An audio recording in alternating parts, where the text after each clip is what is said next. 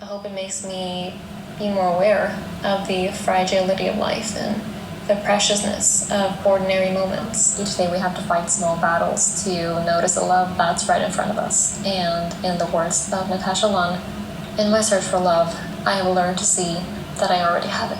Her name is Lana Blakley. Okay, yes. Lana Blakley, shout out to her. The video is called I Finally Found Love. Mm-hmm. And yeah, that's what we're going to reflect on today, kind of. Yep.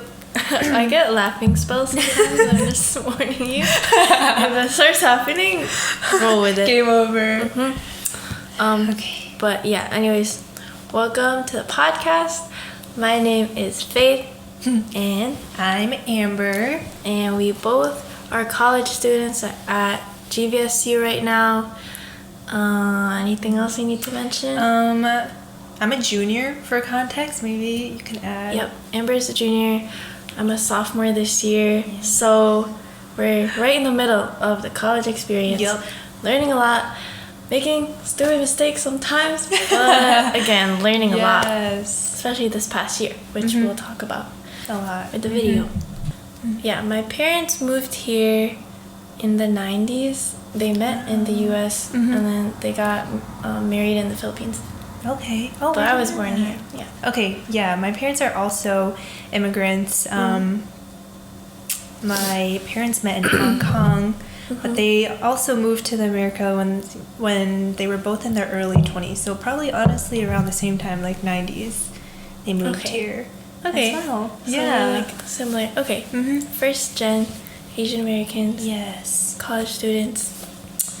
Figuring it out. And we're gonna attempt to share it with you guys. Yeah. And hope that I don't know, if it even helps a single person. Yeah, that's the goal. Because we were literally just catching up like a week ago.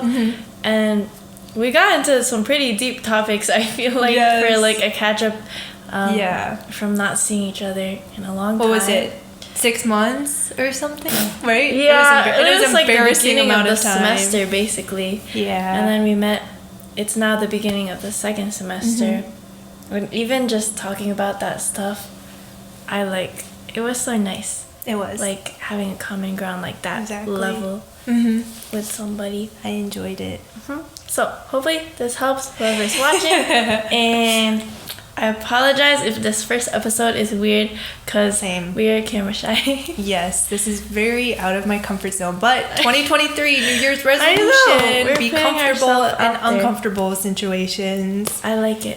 And get comfortable. Get comfy. Yes, that's important. Let's not be tense. It's just I know. us I felt like during anyways. the video, I was like sitting. I was like shoulders back. I was like, we're being recorded. I can't breathe. No, it's just us. I know. It's just Forget us the again. cameras there. Oh, Lana. It is Lana. Okay, Lana Blakley. Lana Blakley. She starts the video by saying like, love is all around us. And I think that really spoke to me because we kind of talked about that last week. How I didn't realize or appreciate my parents' love as much when I was with them all the time. And this winter break, I think I really felt that because it was probably the longest time I've been away from my parents. It was like 4 months about. And I felt like, whoa, a newfound appreciation for that. And like same with my brother. I haven't seen him in a long time as well. So love is all around us, and I feel like I definitely took that for granted, and I feel kind of guilty about it now. Yeah. But no, now that I'm aware of it, I'm gonna be like more appreciative. I definitely call and like text my mom a lot more than I did even last year. I feel like. Yeah. So that's been nice. But yeah, love is all around us. Whether or not we realize it or we appreciate it, it is there. And like, I think it's just so funny because sometimes like I'll talk to my mom about certain problems I'm having with my friends or whatever, or a boy problem or something. And she always ends those phone calls with, she's like, no matter what, I just want you to remember that Mom will always love you. She's like, Mom will always be there for you. Stop. And I'm like, literally every time she says that, my eyes water because I'm like, I just forget. Like, how persistent a mother's love is. And it's like, I feel like a lot of us take that for granted. We're getting really deep already. I know, and it's like, it makes gosh. me like emotional almost thinking about it. But I feel like too, it's important like with that quote to address like, I don't know if she is, but I'm pretty sure she is referring to like the different forms of love. Yes. And I feel like just becoming older and growing into our 20s, well, I guess you're already Ooh, but don't remind me. Sometimes you can be like really self-conscious, like, oh, I'm lacking in this area of love or something. Because when I think of love first, I usually think of the romantic love first. Yep. And I forget, like, there's so many different other forms, like from family and friends and just like other things and other sources. So I agree. what you were saying about, was it your mom's persistent love? It hits harder now, especially living away from them. Yes, I agree. Because I feel like it's easy to just be comfortable with like living at home and being with your family and your mom doing things for you. But yeah, even moving into the apartment, I was like, dang, she actually does a lot. Yeah. Like, oh my gosh, I have to figure it all out now. Like the smallest things. Like, I know. how do I fix the sink? I don't know how to do that. Same. Don't call me about like mechanical things. We're working on it. Yeah, I like, it's so weird because I don't know about your parents, but like I think a lot of it's typical for like Asian immigrant parents to not really express love. Affectionately? Like, yes, like verbally, like, you know how a lot of people end their phone calls with I love you? Like, yes. I do not do that with my parents. Question. Because I've like figured this out too about just other first gen Asian American kids. Like, when you're on the phone with your parents or just talking to them, and if the I love you thing does come up, do you say love you or I love you? Honestly, this sounds so bad, but I'm so uncomfortable saying like that word that even when my parents say that, I'm like, yep, love you too. Like, it's a weird like. No, I say it really fast. Yep. I can't say the I part. Me either. For some reason, it's like It's like too much. squirming in my skin. I'm like, I just said that. Yeah. I don't know why.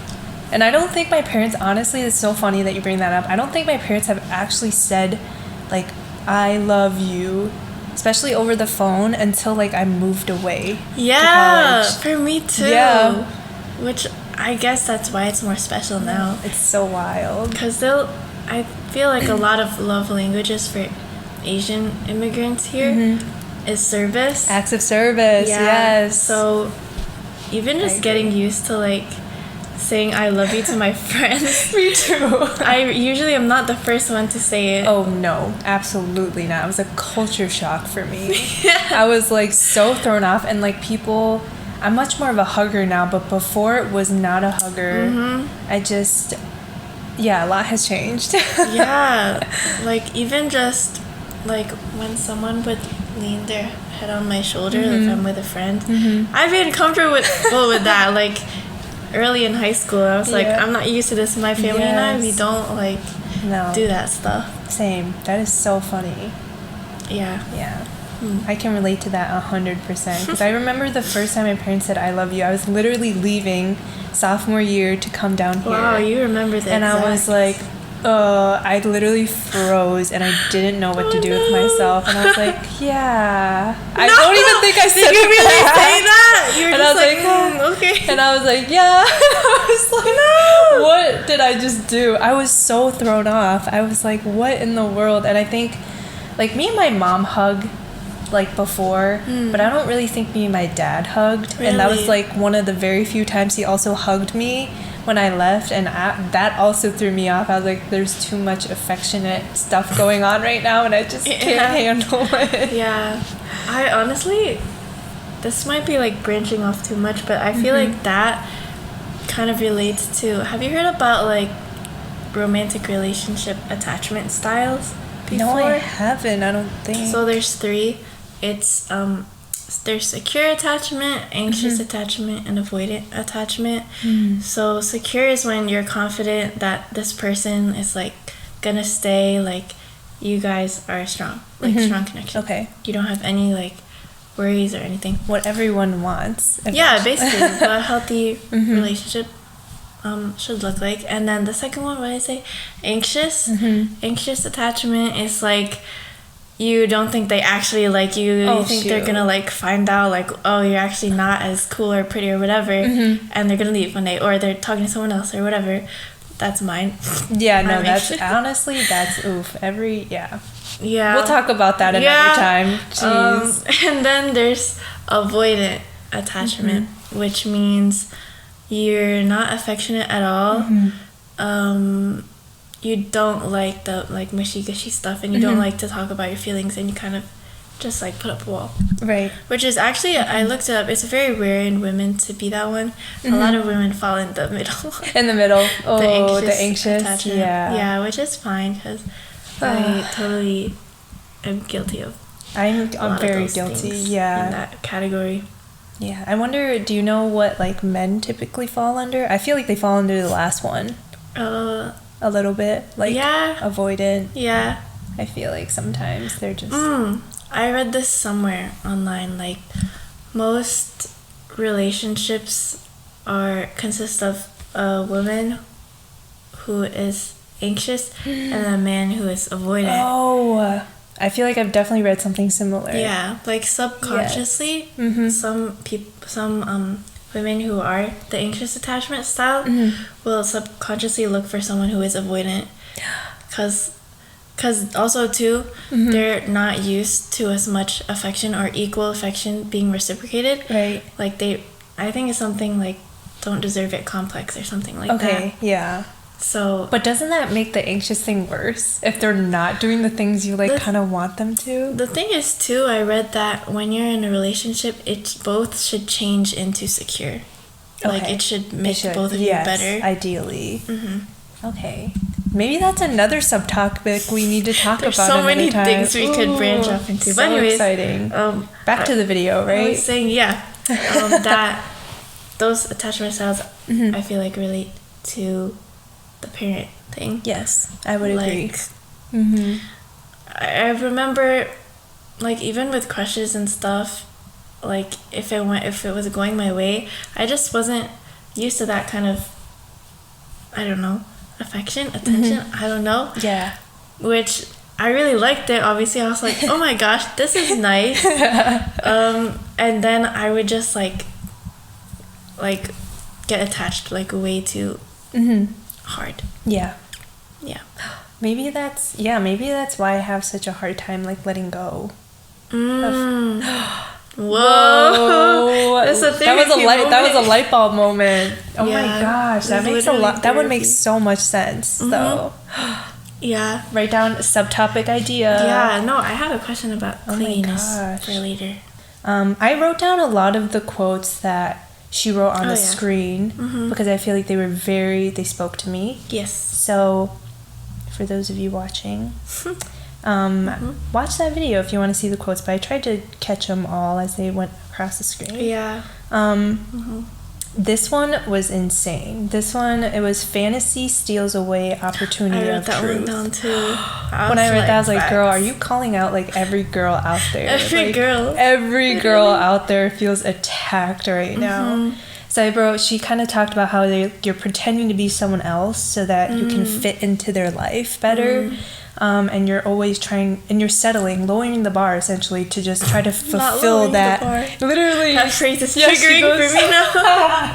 She's like, you're settling to fulfill that fantasy. And that's so true. And I look back at some of my situations and I'm like, wow. That was very true because you want it to work out. You want it to be this like princess meets prince kind of story. And you'll literally do anything, even kind of like subconsciously, you'll do anything to try to fit into their lifestyle and be that perfect, ideal someone you think they want. Yeah. That's dangerous. That is so dangerous. And I probably will continue to fall into that trap for like a long time. Unfortunately. I don't think it's something either you can just snap out of. No. But hey, at least we're starting with self-awareness. There we go. That's a start. We know the problem. That's true. So we can work outwards from that. Exactly. Man, but yeah, I wrote that quote down too because for me, I was also gonna ask how that affects how you view crushes and talking stages, situationships going forward from that, how that quote affects it, because I think it's all very connected. At least for me, when I have a crush, it can even be like a 1 week crush. Maybe I'm just one of those crazy people, but I will like do like a test run in my head, like, oh, like, could this be something? Oh, okay.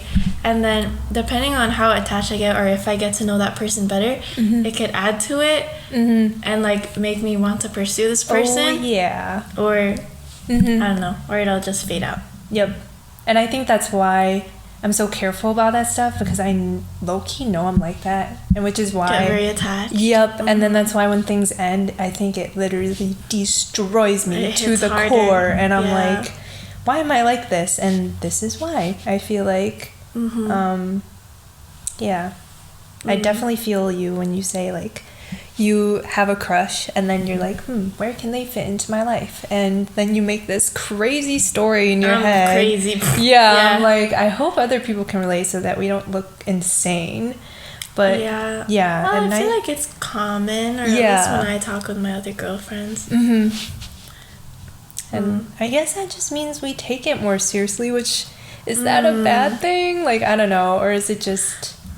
Yeah. I don't know. So, if there are any guys watching this, straight guys, yes, maybe this is a shock to you, but if I have a crush on someone, like, I will literally do the whole scenarios thing, like, everything. Like, I'll be like, oh my gosh, this is my future boyfriend right here. He just doesn't know it yet, so... It's a one-sided relationship. He doesn't know that yet. But he's so great already. Yeah. Oh my gosh. Fantasy is killer. I think that's honestly what... It's actually kind of scary. Yeah, because it definitely makes us puts us in a very vulnerable place, because unfortunately a lot of times stuff doesn't work out. I wish it wasn't that way. No, yeah, but it's okay. But yeah, guys out there, I wonder if do you think guys do that? I feel like no. I feel like well actually, I was talking to one of my guy friends the other day, and he was like, because I was asking him guy advice, trying to get the guy perspective. I was like, does this mean like this person's into me, or am I just overlooking something? And he told me, he's like, if a guy has a girlfriend, like space friend, yes, like if you guys get really close, like at some point they would have like imagined like what it would be like dating you, like have considered it, right? Like it would have crossed their mind once. Okay, it doesn't mean they'll act on it, but they've thought about it, right? Which I feel like that's true for us too. Like for certain, there's certain people that I'm like, I meet you and I'm like, I already know this would never work out. Like, I don't know if it's an ick. Sometimes it's an ick. But sometimes I just see my friends and I'm like, yes. But sometimes I just see you and I'm like, yeah, I can only be friends with you. I could never see myself dating you, ever. Yeah. Actually, it's not on my phone, but I had a question about that. Do you think you can have a platonic relationship with a guy friend if you are also attracted to them? Wait. Where did you hear this from? I heard it somewhere on. Oh my god! I heard it on a different. Something. I heard it on a different podcast. Yeah, I heard it like on a reel or something. Yes. And I was like, I need to save this for later. Yeah. So basically, you find this person attractive, right? But can you just be friends with them? I think yes, because it comes back to that. I can think you're good looking, but if your personality, and I just know, like, we would never work as a couple, or I'm like, it's icky to even think about being in a relationship for me. But you are good looking. That's like, I can't a separate deny thing. that. Yeah, but I would never go there. I would never cut, because like, for me, personality I think trumps a lot of looks. Yeah. So for me, it's like, yeah, you can be good looking, but that's not the sole, like. Yeah. And even then, if you're good looking, sometimes I'm still not like attracted to you, like even physically. I'm like, I would never do anything with you. Like, it just gives me the ick thinking about it. Yeah. But, I agree. I'm the same way. Wait, dang it, I'm losing my train of thought. It's okay. Where was I? Platonic. Oh, right. I think it's normal to like if you think one of your guy friends is attractive, but yeah, it comes down to compatibility. Yep. Like it just won't work. Oh, that's what I was gonna say. There we go. I feel like a lot of the times for me, like some of my deepest crushes have been because of their personality. Yes. Like I won't initially find them attractive. That sounds bad. Yeah. But then after getting to know them better, it's like they become also more physically attractive for some reason. Yes. I agree. Yeah, for me, I know everybody's like, well, they just say personality. Like for me, truly, personality definitely trumps looks. Because it literally, like you said, it literally alters how they look like, in my opinion. Yeah. Yeah. Or, too, it can go the opposite. Like, let's say there's this really, really cute guy, and you create this idea of him and how his personality will be. But when you actually go and have conversations with him, it's just dry. He is very bland. Yeah. That can be a turn-off. Big turn-off. For me, at least. Because that's happened before where I'm like, oh, man, this guy's really cute. And then we actually start talking, and I'm like, well, maybe this won't work. Maybe you're just eye candy and that's it. Eye candy, I've had that happen to me as well, where he's like really good looking and then he was just like such a jerk. And I was like, wow, you literally are so ugly to me now. Yeah, you are. Very like hollow. Like you got the outside thing going for you, but there's nothing in there. Exactly. Yeah. Ooh, I like this one. She brings up how like communicating your needs makes you seem needy, and that's something that your needs. You shouldn't. It's like a negative thing. Like it's not like communicating what you want shouldn't make you feel needy. And I think that really spoke to me because I think sometimes I'm always so caught up in people like me that I won't say like what I want. And like like you'll polish it. Yes, I'll polish it, or I'll be like, oh, it's fine, like it's whatever. Again, I feel like it also ties back to kind of settling just to like fit in so that people like me. It's always like people need to like me. It's that people pleaser in me. I'm such a people pleaser too. Yes, it's horrible. I've been trying to not do that as much. Yeah. But boundaries need to be set, especially in like relationships. Like, if you want something, you need to be clear about that, and you can't let, he's going to think I'm needy, get in the way of that. I think that was really important to me because, and I also just am, like, kind of bad about communicating certain things that I feel like they're going to be, like, touchy about, you know? But in reality, reflecting on it, I'm like, I should have said something because it doesn't make me needy. It doesn't make me like the crazy girlfriend, quote unquote, you know, like it's just making me like, hey, these are my boundaries. This is what I feel like is right or wrong.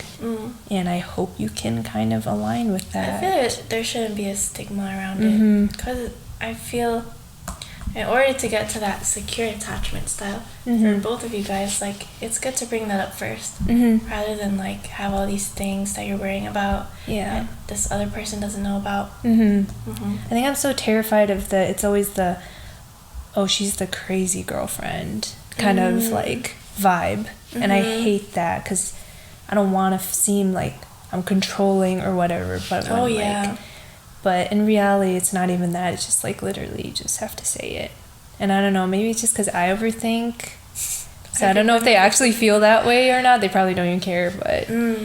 That's the thing, too. Like, maybe you think they'll be like, oh my gosh, she's like, this is too much. But I feel like in reality, if it is a good person, they won't question it. They'll understand, at least, like, kind of where you're coming from. Yeah. I was going to talk about setting boundaries when you're not official with someone yet, in situationships. And I feel like that connects to the fantasy, fantasy quote, which connects to the clinginess of being an anxious attachment style. Because at least for me, like, I am too scared to, like, set boundaries because then I'm going to think, okay, they're not going to be interested anymore. Like, we're not even dating yet, so do I have the right to say this? Oh my gosh. Or, like, I'll be, the fantasy part will connect it. Like, he'll ask soon to make it official if I just stick it through and not say anything. Like, it'll happen. I already see it in my head. Yes. I wonder if you... I literally, yes, 1,000%. Also want to preface this at I've never been in I've only been in situationships. That's probably a red flag already. Like, goodness. Yeah, maybe we're just walking red flags. We're just walking red flags. That's what it is. No, apparently. We're the same person. We literally only have experience as far as situationships. Actual dating. We'll see how this year goes. Yeah, to be determined. Yeah, so that's why we keep talking about situationships. Yeah, because that's all we know. Literally, that's all we know. And how will I survive a real relationship after the trauma of these situationships? I have no idea. I thought about that too. But that was beautiful. How you related everything, and I feel exactly the same way. And that's why I was like, I don't want to be seen as a crazy girlfriend, especially we're not even dating. Like, he's gonna think, oh, she's crazy now already. Like, once we actually date, like, oh no, like, you know. And the lines get real foggy in situationships. I hate it. It's just a big fat gray area. Yeah. Like, you could be doing all this stuff. Like, you could literally be acting as their girlfriend, everything. Facts. But no label. And I don't know, it's hard to say something, because then too you're like, wait, but I like this attention too. So then you just settle. There it is. Because you're trying to obtain that fantasy. You're trying to be like, we're going to eventually be boyfriend, girlfriend. Yeah. So like you said perfectly, you're like, we're just going to stick it out. I want to be the perfect little girlfriend, model girlfriend, so that he will select me. Like, oh my God. The select thing. Oh my gosh. It's like, I don't like admitting to that, but yeah, that's how it's been in the past, at least. That's how it's been for me as well. So yeah. Situationships are nasty. I don't like them. I think talking stages are dumb. It's so bad, and I think our generation... I was about to say. Yep. I've seen so many videos about it too. Our generation is so... It's all situationships, I feel Everyone like. has commitment issues. Everybody does, and it's like... And it's so frustrating, because in a way I feel like I'm still kind of old-fashioned in the way that I'm like, I do want to date you. I don't talk to people just so that I can toy with them and then just let them go. Like, I hate that. If I don't like you... thing now, you know? I know. If I like you, I'll let you know. And if I don't, I will also let you know. Like, I'm not going to play with your feelings like that, because I don't want to be treated like that. So why should I do that to someone else? So I think situationships are dumb. Period. So it's not good. And what was I gonna say? The clinging on thing, just want to say, even though we both have admitted to it, and if you relate, I think it's something that needs to be worked on, because I know it's unhealthy on my end. Yep, same. Because I realize the more attached I get, or let's say attached to the point where I'm scared to like really like bring stuff up, boundaries, whatever, that's when you set the bar low. Yep. That's when you bring your standards down, and kind of it's this weird power dynamic between you guys, and it's that anxious thing too that you were talking about. I feel that 100%, because you're just trying to cling on to anything. Yeah. Like, you don't care. Yeah, you don't care how low your bar gets. You don't care. You're just like, I just need to salvage this, whatever it takes. Oh my god. It's like life or death, and it's terrible. There. Like, I know a lot of people think of the term down bad in a dirty way, but for me, like, I use that word as like the lengths I will go for someone, like how low I will set the bar. How much will I settle for this person? Exactly, and it should never be like that, ever. We should never settle. Where are the kings at? Where are they? They're hiding from us. from us to walking. Yeah, maybe. Yeah, it's not us. I mean, it's not them. It's us. Yeah, maybe we're the common denominator in all of these situations. Yeah. Oh god.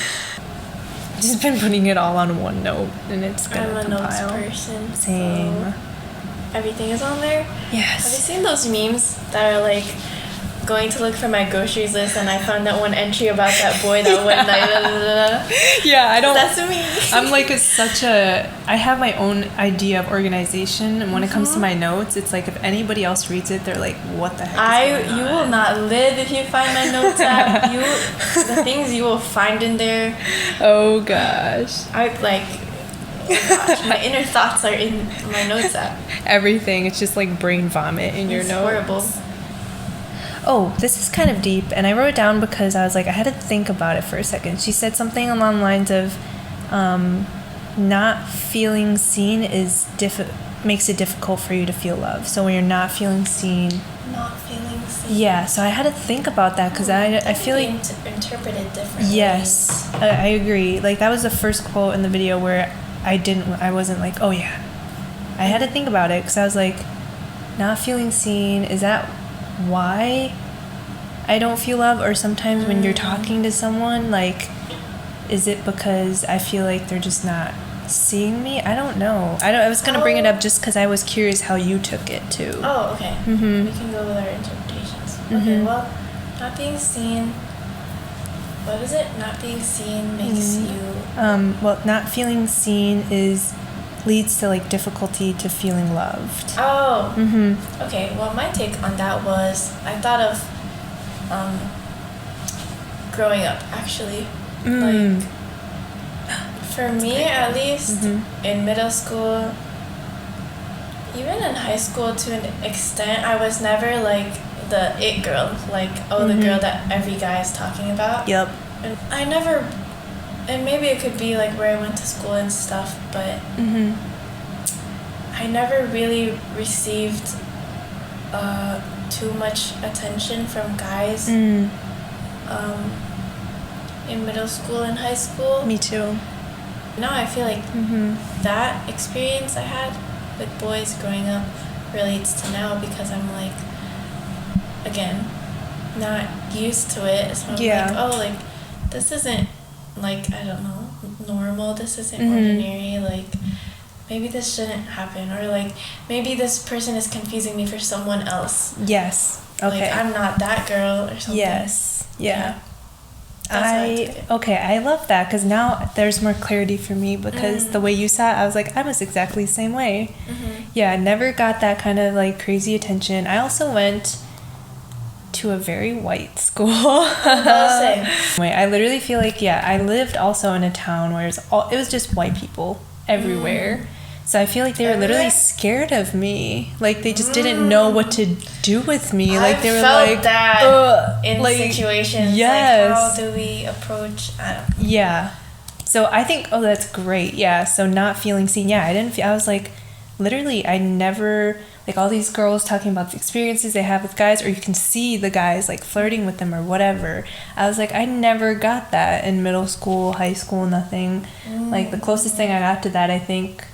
Well, I did have like a thing senior year of high school. Right, it was like near the end of it. Yes, and then like the closest thing second to that was in elementary school. But I feel like that doesn't count because when you're so little, you don't see color. Yeah. It's like you don't really see the differences. And so I had this kid. Shout out to Jacob. He would push me on the swings all the time. He was basically my husband. This is literally first grade. OMG. Yes. Wow. Already starting off. Yeah, that's what I was saying. And I was like, dang, where is that? Where was that after? Like, I think that stopped probably in like 4th or 5th grade. I think that's when people start to realize differences, or maybe even 3rd grade. I'm not really sure. But yeah, so I think that was insane. And then I think that made me not love myself, honestly. Yes. Not being seen by other people, because as a professional people pleaser, I need validation from other people, or else I start to doubt myself. And I'm like, maybe I'm not it. Yeah. And so I never really found myself I never really loved myself.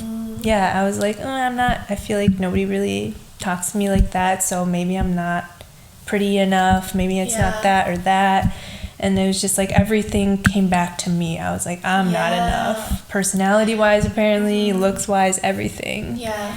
Yeah. That's so deep and so good. And I was going to say, this is a little bit off topic, but the not feeling seen thing, it like goes beyond being I guess, noticed by guys. Mm-hmm.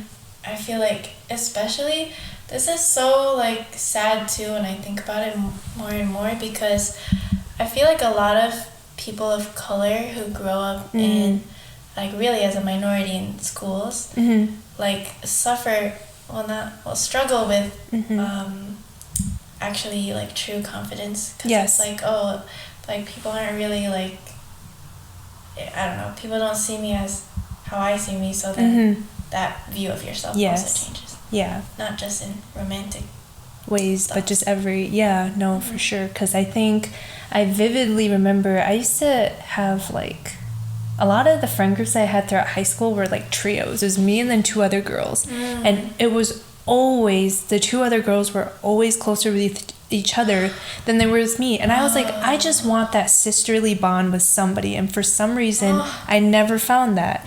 So I think, cool, right? Yeah. And I think that, honestly, it's affected me it probably still affects me to this day. Obviously not as bad now. I'm very blessed to say that I think I have friends that we all, like, care and love for each other equally. Yeah.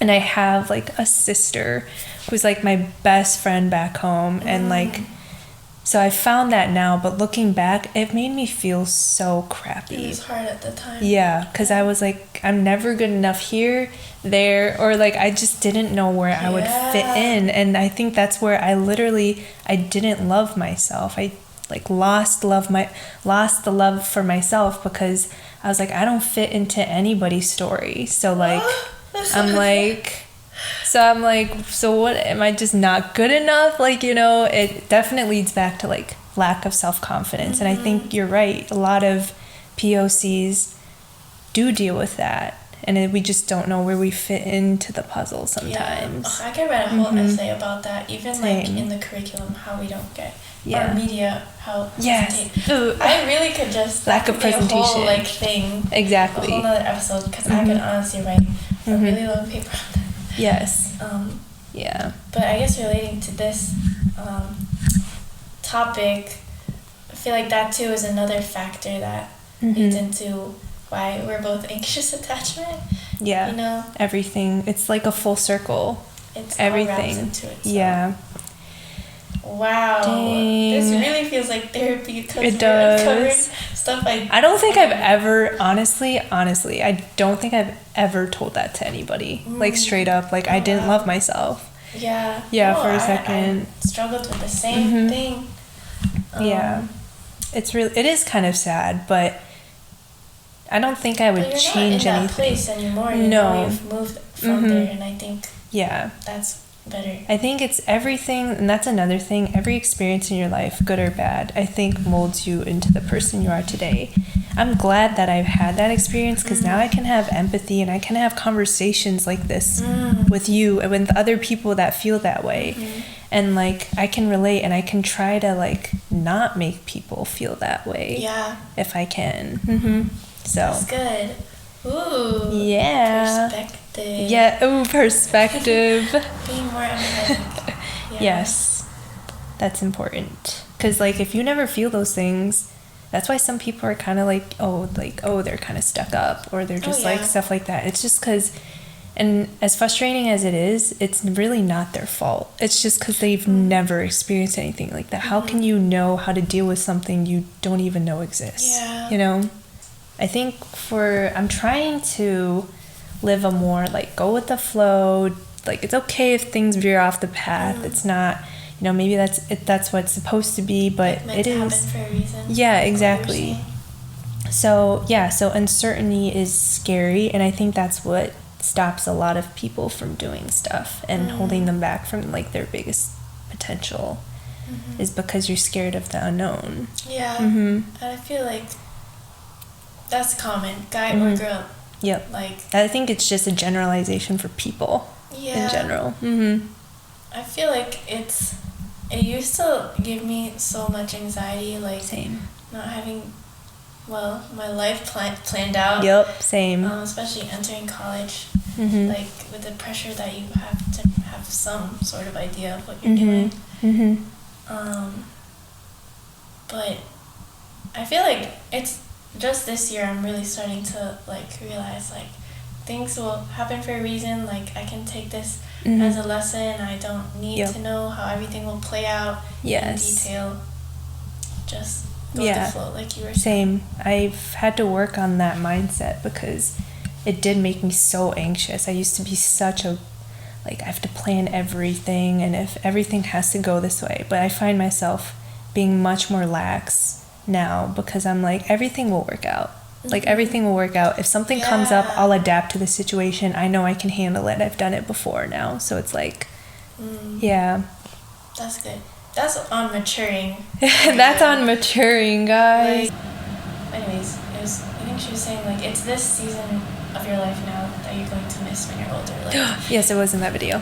okay. Like, the things you think are normal, like, I don't know, meal prep for the week, or like just cooking for yourself, like living alone. The college experience is super unique. Like, you're never gonna have that again. Nope.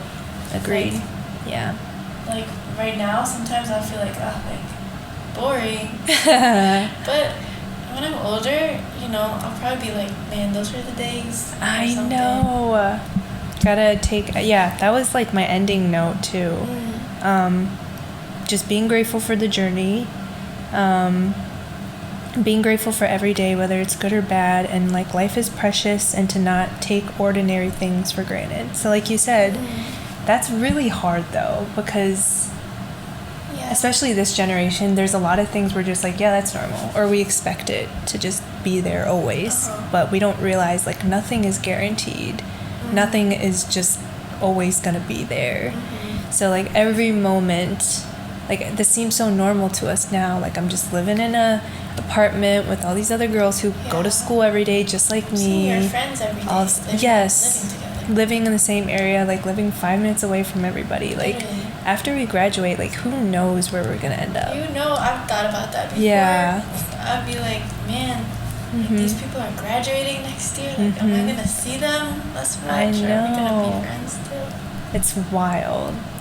And it's hard because it's painful to admit, but a lot of times, yeah, you probably won't talk to a lot of people ever again, you know, but it's okay. They're on to bigger and better things, hopefully. Yeah, and that so can be like situations where you like experiences or people that you meet, or like, potentially friendships that you fade out of as, you know, lessons. Like, Yes. what did I learn in this friendship, or what did I learn Right. in this time?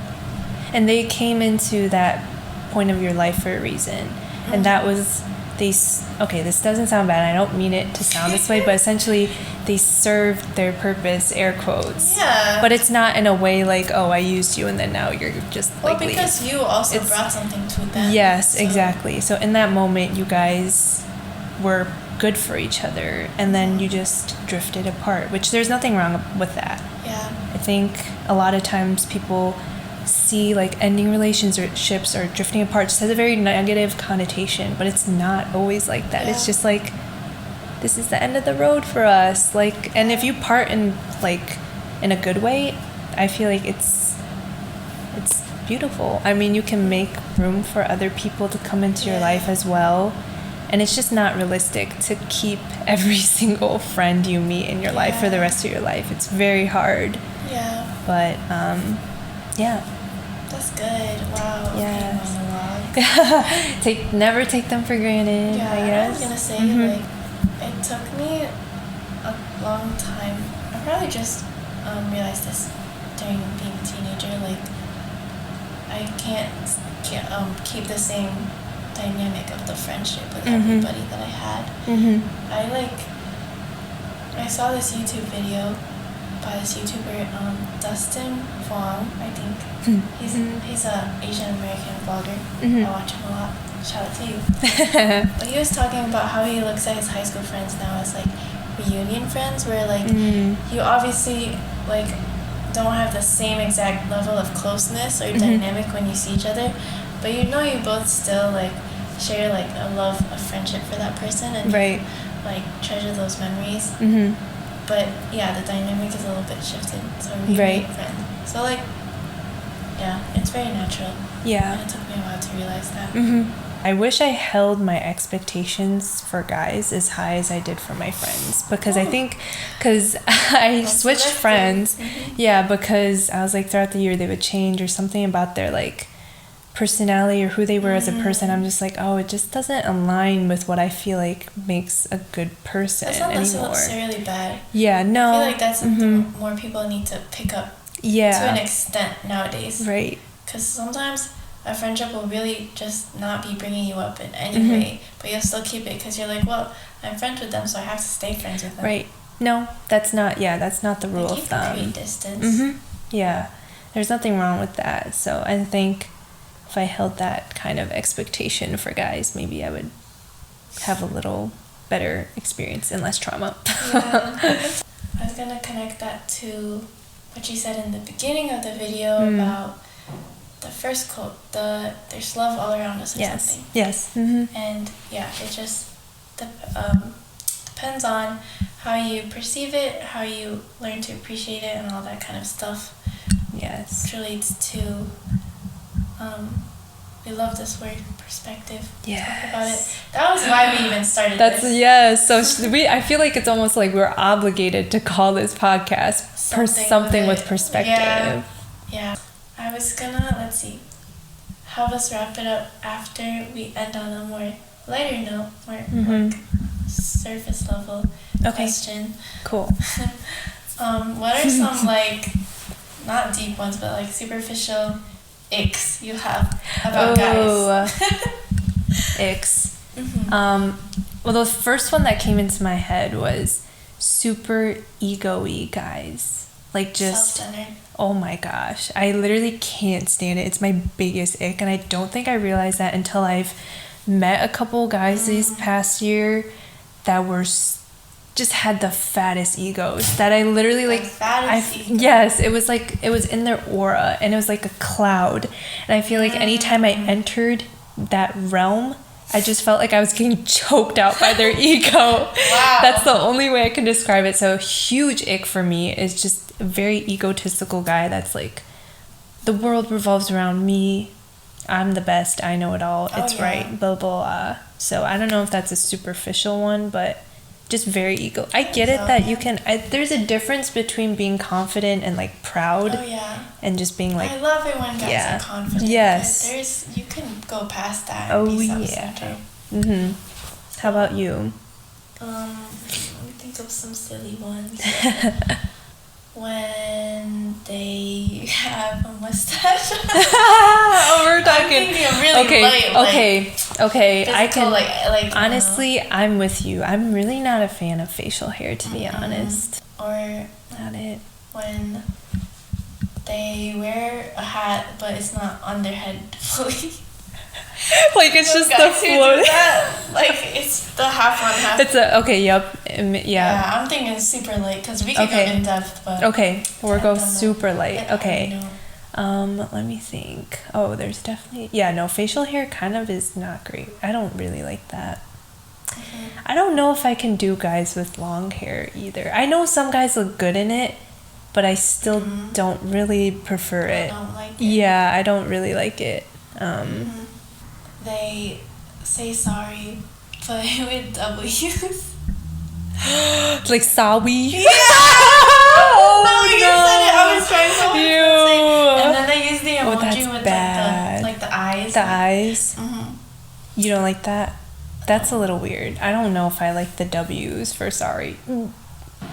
I feel like there's just basics that should go untold, but maybe some people it doesn't. Obviously, like I definitely like a pretty hygienic person and clean. Like I get that. Like I swear, it's in men's DNA for them to just be messier, and that's fine. But I just can't.